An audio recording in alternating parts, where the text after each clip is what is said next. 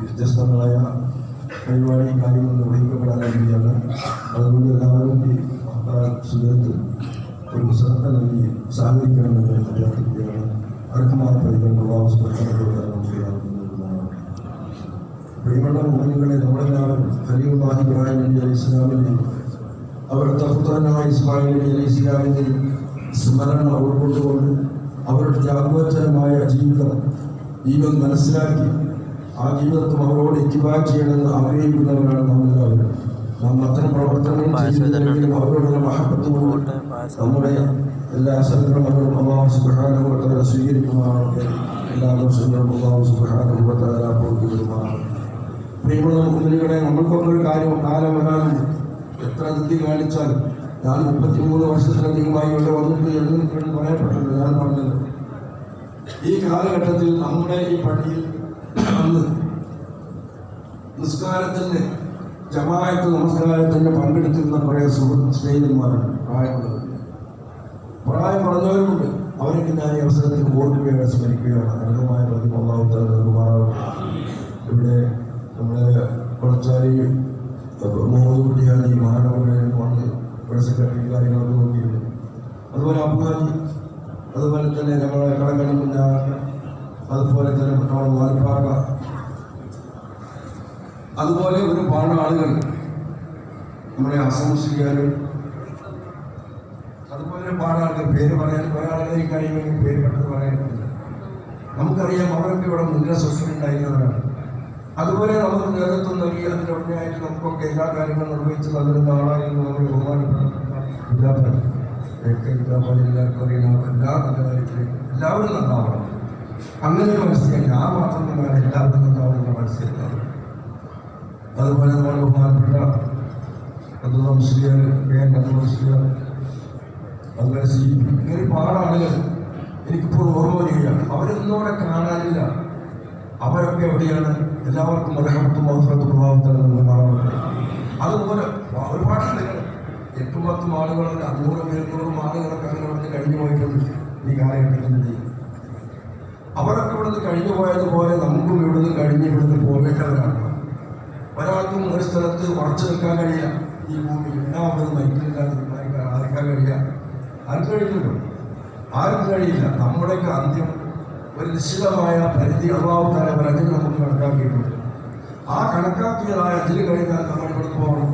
മരണപ്പെട്ടു പോകുകയാണെങ്കിൽ അല്ലെങ്കിൽ ഒരാൾക്ക് ഭക്ഷണം കണക്കാക്കിയിട്ട് അല്ലാഹു തആല സ്ഥലത്ത് ഭക്ഷണം കണക്കാക്കിയിട്ട് ആ ഭക്ഷണത്തിൻ്റെ സമയം എല്ലാവരും പോകണം. ആ പോകത്തെ താഴെ ഉണ്ടായിട്ട് ഞാൻ ഒരുപാട് പ്രാവശ്യം ഇവിടുത്തെ പ്രധാനപ്പെട്ട ആളുകൾക്കറിയാം. 2-3 പ്രാവശ്യം പ്രധാനമായിട്ടും ഞാൻ ഇവിടുന്ന് ഒഴിവായി പോവുകയാണെന്ന് ഇത് ഒഴിവാക്കണമെന്ന് ഞാൻ പറഞ്ഞിട്ടുണ്ട്. പ്രത്യേക കാലങ്ങൾ ഉണ്ടായിട്ടൊന്നുമല്ല. ഓരോ അവസരത്തിൽ ഞാൻ കുറേ കാലമായിരുന്നു പോകുകയാണെന്ന് ഞാൻ അവരോട് പറയാറുണ്ടായിരുന്നു. എന്തെങ്കിലും പോയിട്ടില്ല, എന്താവണ്ണം പോയിട്ട് ചെയ്യാനുള്ള എൻ്റെ കാര്യങ്ങളുണ്ടല്ലോ. പക്ഷെ ഇപ്പോൾ പ്രായമായി. കാലം വളർന്നു. ഞാനൊരു ഷാപ്പ് യുവാവ്, പിന്നെ മധ്യവയസ്കനാണ്, ഇപ്പോൾ വയസ്സനാണ്. ഈ പടുവൃത്തരാകുമ്പോൾ അല്ലാഹു തആല അറിയില്ല. ആരോഗ്യമില്ലെങ്കിൽ ആരോഗ്യത്തിനോട് താഴത്തും പരിശ്രമമുണ്ടെങ്കിൽ ദീർഘായുസ് നമുക്കൊക്കെ ദീർഘായുസ് മാറാണ്. കുറേ കാലത്ത് ജീവിച്ചുകൊണ്ട് കാര്യമില്ല. നമ്മളൊരുപാട് കാലം ഭൂമിയിൽ ജീവിച്ചു.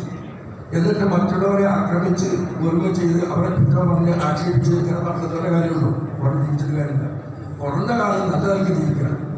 ബഹുമാനപ്പെട്ട മഹാന്മാരായ ആളുകൾ ഇമാം നബി റളിയല്ലാഹു തആല അൻഹു, ഇമാം ഷാഫി റളിയല്ലാഹു അൻഹു, അവർക്കൊക്കെ വയസ്സത്ര. ഇമാം നബി റളിയല്ലാഹു അൻഹു 45 വയസ്സാണ്. ഇന്ന് ഷാഫിയിലുള്ള എല്ലാ ഗ്രന്ഥങ്ങളും ബഹുമാനപ്പെട്ടവർ ഗ്രന്ഥങ്ങളാണ് നമ്മൾ പരിശോധിക്കുന്നത്. അവർ കുട്ടികൾ പഠിപ്പിക്കുന്നത് എത്ര വയസ്സ്? 45 വയസ്സ്. ബഹുമാനപ്പെട്ട ഇമാം ഷാഫി റളിയല്ലാഹു തആല 54 വയസ്സാണ്. നമുക്കൊക്കെ എത്ര വയസ്സാണ്? അതുപോലെ ബഹുമാനപ്പെട്ട റസൂലുള്ളാഹി സ്വല്ലല്ലാഹു അലൈഹി വസല്ലം 63 വയസ്സാണ്. അബൂബക്കർ സിദ്ദീഖും അങ്ങനെ തന്നെ, ഉമർ റളിയല്ലാഹു അൻഹു അങ്ങനെ തന്നെ, അലി റളിയല്ലാഹു അൻഹു അങ്ങനെ തന്നെ. പിന്നെ വയസ്സ് കുറച്ച് കൂടുതലുണ്ടായിരുന്ന ആൾ ഉസ്മാൻ റളിയല്ലാഹു തആല മാത്രമാണ്.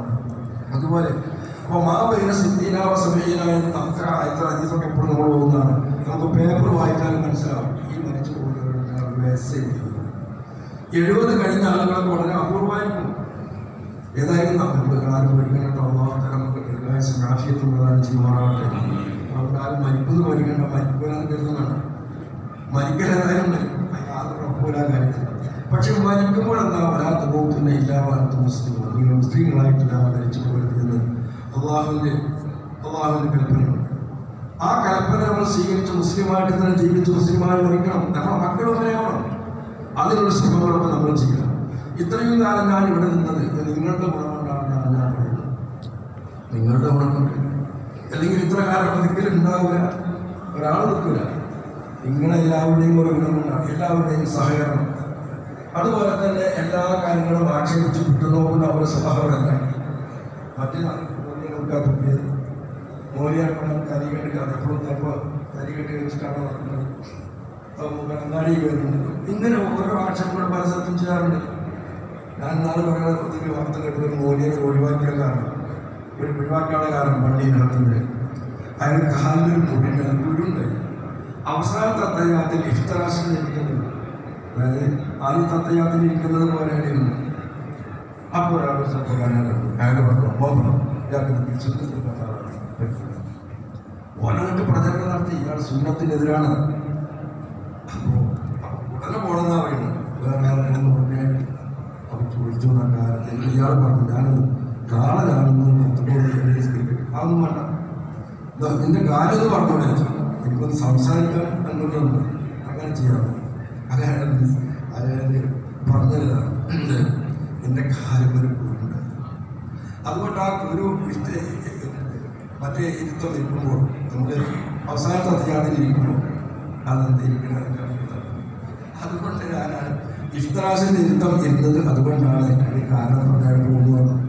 അപ്പോൾ അങ്ങനെ സ്വഭാവത്തോടല്ല, അങ്ങനെ സ്വഭാവം ഇല്ലാത്തതുകൊണ്ടാണ് അങ്ങനെ തീർച്ചയായിട്ടും. എൻ്റെ സ്വഭാവമാണെങ്കിൽ വളരെ മോശമായിട്ട് നിൽക്കുകയാണ്. ഞാനിവിടെ വന്ന കാലഘട്ടത്തിൽ ഇപ്പോൾ അതുപോലെയല്ല. നിങ്ങൾക്ക് എല്ലാവർക്കും ഒരുപാട് ആളുകൾക്ക് പരിചയമുണ്ടാവും എൻ്റെ സ്വഭാവം. കണ്ടാൽ ഉടനെ പ്രതികരിക്കുക, അതുപോലെ രൂക്ഷമായിട്ടൊക്കെയാണ് സംസാരിച്ചിരിക്കുന്നത്. എനിക്ക് തോന്നലുണ്ട് ഞാൻ പറയുന്നില്ലായിരുന്നു. എന്നോട് ഉത്തരവാദപ്പെട്ട ചില ആളുകൾ മുമ്പ് പറഞ്ഞിട്ട് അത്തരം ഭാഷകളിലും കാര്യങ്ങളൊക്കെ പറയാം. പക്ഷേ നിങ്ങളുടെ ഭാഷ ഒന്നും ചെയ്യാം. പക്ഷെ ഓരോരുത്തരും പ്രകൃതിയുള്ളത്. ആ പ്രകൃതിയിൽ വന്നു പോകുന്ന ഒരുപാട് ആളുകൾ ഞാൻ ആക്ഷേപിക്കാത്തവരോടാണ് തോന്നുന്നത്. ഞാൻ ആക്ഷേപിച്ച് പറയാം, ഓരോ കാരണങ്ങളുണ്ടാവും. വെറുതെ ആക്ഷേപിക്കല്ല, ആക്ഷേപിച്ച് പറയാത്തവർ ഒരാളുണ്ടാവില്ല. പക്ഷെ ചില ആളുകൾക്ക് അതൊന്നും ആക്ഷേപിക്കാത്തത്. അപ്പോൾ പറഞ്ഞല്ല പിന്നെയും പറയാത്തതെന്നാണ്. ഒരാളെ കുറ്റം പറഞ്ഞു, അയാൾ കമ്മിറ്റിക്കാരനായതുകൊണ്ട് പിറ്റത്താഴ്ച പറഞ്ഞില്ല, മൂല്യം പറയില്ല. അങ്ങനെ ആക്ഷേപിച്ച് ആളുകളുണ്ട്. അങ്ങനല്ലാത്ത കുറെ ആളുകളാണ് അങ്ങനത്തെ ഉള്ളത്. ഏതായിരുന്നാലും ഒരുപാട് രൂക്ഷമായ ഭാഷയിൽ ഞാൻ സംസാരിച്ചിട്ടുണ്ട്. നിങ്ങൾക്ക് പലർക്കും അത് ഹൃദയത്തിൽ വളരെ പ്രശ്നങ്ങളും ഉണ്ടാക്കിയിട്ടുണ്ടായിരിക്കാം. അതുകൊണ്ട് ഞാൻ ഈ അവസരത്തിൽ മാപ്പ് ചോദിക്കുകയാണ്. അങ്ങനെ രൂക്ഷമായിട്ട് നിങ്ങൾ ദൈവത്ത് വരെ കുറ്റം പറയുക, രൂക്ഷമായി സംസാരിക്കുകയൊക്കെ ചെയ്തിട്ടുണ്ട്. അതിന് നിങ്ങൾ എന്തെങ്കിലും പൊരുത്തപ്പെട്ട് തരണം. കാരണം കൊണ്ടുപോകാൻ എൻ്റെ അവിടെ വെച്ച് ഓരി വെച്ച് തരാനൊന്നും ഉണ്ടാവില്ല. അതുകൊണ്ട് അതെനിക്ക് പൊരുത്തപ്പെട്ട് തരണമെന്ന് മാത്രമാണ് എനിക്ക് പറയാനുള്ളത്. മറ്റ് ഹക്കടപാടുകളും നമ്മുടെ കാര്യമായിട്ടൊന്നും എനിക്കില്ല. അതുകൊണ്ട് അത് നിങ്ങൾ പൊരുത്തപ്പെട്ട് തരണമെന്ന് വിനീതമായ അപേക്ഷിക്കുകയാണ്. നിങ്ങൾ ആക്ഷേപിച്ചുകൊണ്ടോ അല്ലെങ്കിൽ ദൈവത്ത് പറഞ്ഞു ഇപ്പം അതിൻ്റെ പറയുന്നത് മനുഷ്യനല്ലേ പലതും പറയാം. ഇനി നമ്മൾ ബന്ധപ്പെട്ടുകൂടായില്ല. അപ്പോൾ പലതും സംഭവിക്കാം. അതുകൊണ്ട് അത് പൊരുത്തപ്പെടേണ്ടതാണ് എനിക്ക് പറയാനുള്ളത്. പിന്നെ നമ്മൾ പ്രധാനമായിട്ടും നമ്മോട് പറഞ്ഞു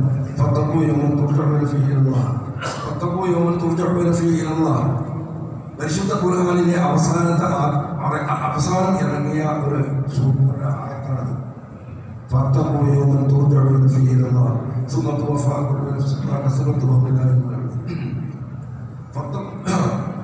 നിങ്ങളെ അല്ലാഹുവിലേക്ക് മടക്കപ്പെടുന്ന ദിവസത്തിൽ നിങ്ങൾ സൂക്ഷിക്കണം.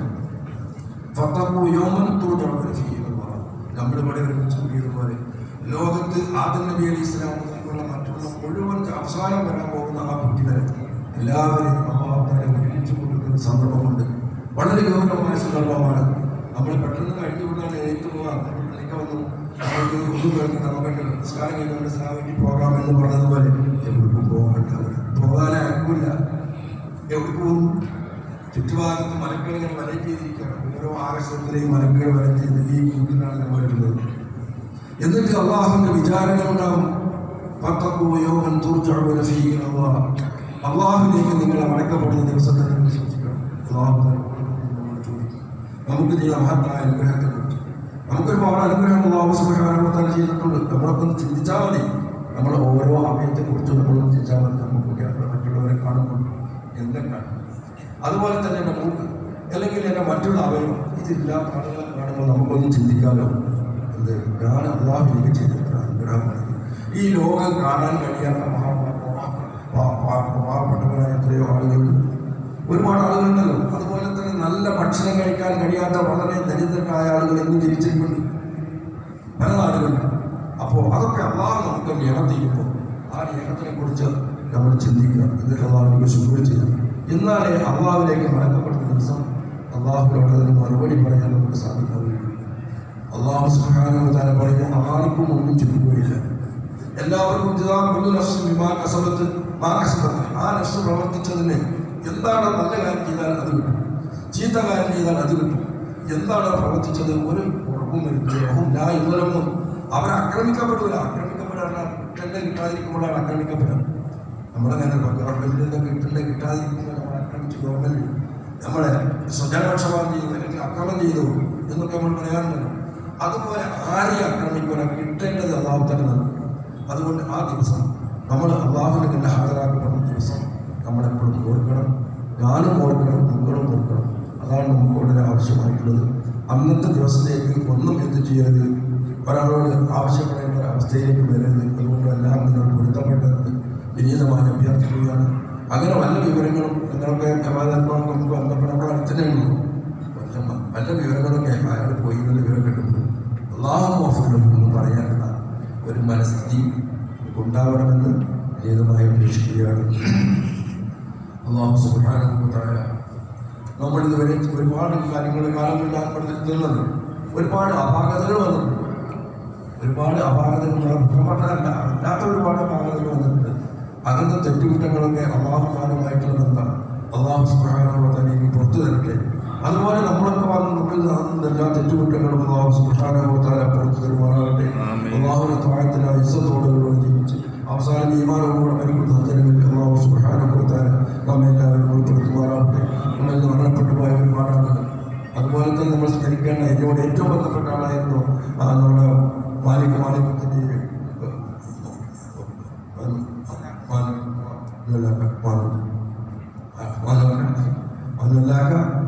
ഏറ്റവും ബന്ധപ്പെട്ട ഒരു അടുത്ത ഒരാളായിരുന്നു. എപ്പോഴും എല്ലാ കാര്യങ്ങൾക്കും അപ്പോൾ പല ആൾക്കാർക്കും അറിയാം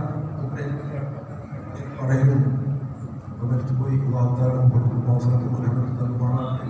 അതുപോലെ ഭക്ഷണം ഒരുപാട് ആളുകളിലേക്ക് ഭക്ഷണം തന്നിട്ടുണ്ട്. ഒരുപാട് സഹോദരിമാർ ഭക്ഷണം ഉണ്ടാക്കി കൊടുത്തയച്ചിട്ടുണ്ട്.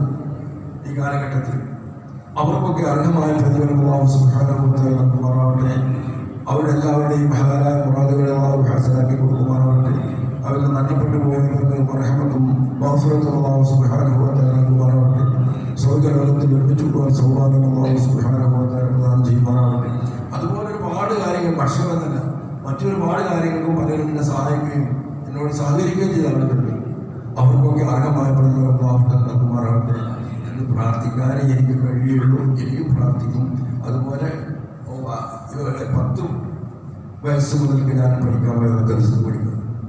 ഈ കാലഘട്ടങ്ങളിലൊക്കെ എനിക്ക് പല സഹായം ചെയ്തുകൊണ്ട് ജീവിച്ചു തന്നെയാണ്. അങ്ങനെ ഒരുപാട് ആളുകൾ സഹായിച്ചിട്ടുണ്ട്. നൂതനകാലത്ത് വളരെ വിഷമങ്ങളിട്ടാണ്. അപ്പോൾ സഹായിച്ച സഹോദരിമാരും സഹോദരന്മാരുണ്ട്. എല്ലാവർക്കും ദൃഢമായ പ്രതിഫലം അല്ലാഹു സുബ്ഹാനഹു വ തആല നൽകുമാറാകട്ടെ. എല്ലാവർക്കും സ്വർഗ്ഗലോകത്തിൽ മഹാനായ റസൂൽ സല്ലല്ലാഹു ഒരുമിച്ച് കൂടുവാൻ സൗഭാഗ്യം അല്ലാഹു തആല പ്രദാനം ചെയ്യുമാറാകട്ടെ. അവസാനം നമ്മളെല്ലാവരും മരിക്കുന്ന അവസരത്തിൽ പൂർണ്ണ ഈമാനോടുകൂടെ ലാ ഇലാഹ ഇല്ലല്ലാഹ് എന്ന കലിമ ഉച്ചരിച്ചുകൊണ്ട് മരിക്കാൻ സൗഭാഗ്യം അല്ലാഹു സുബ്ഹാനഹു വ തആല നമുക്ക് നൽകുമാറാകട്ടെ.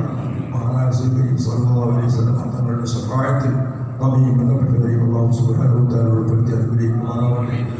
സ്വർഗ്ഗലോകത്തിൽ അല്ലാഹുവിനെ ദർശിക്കുന്ന നല്ലവരായ ഉത്തമന്മാരായ ആളുകളിൽ നമ്മയും ബന്ധപ്പെട്ടവരെയും അല്ലാഹു തആല ഉൾപ്പെടുത്തി അനുഗ്രഹിക്കുമാറാകട്ടെ. ربنا هب لنا من ازواجنا وذرياتنا قرة اعين واجعلنا للمتقين اماما. اللهم اجعلنا هذا الامر مرحوما وتفرقنا من بعده تفرقا معصوما. ولا تجعل منا ولا فينا ولا معنا شقيا ولا مطرودا ولا محروما. ربنا اتنا في الدنيا حسنه وفي الاخره حسنه وقنا عذاب النار. ربنا تقبل منا انك انت السميع العليم وتب علينا انك انت التواب الرحيم. واغفر لنا ولوالدينا انك انت أرحم الراحمين بفضل صلى الله على محمد صلى الله عليه وسلم صلى الله على محمد صلى الله عليه وسلم اللهم صل على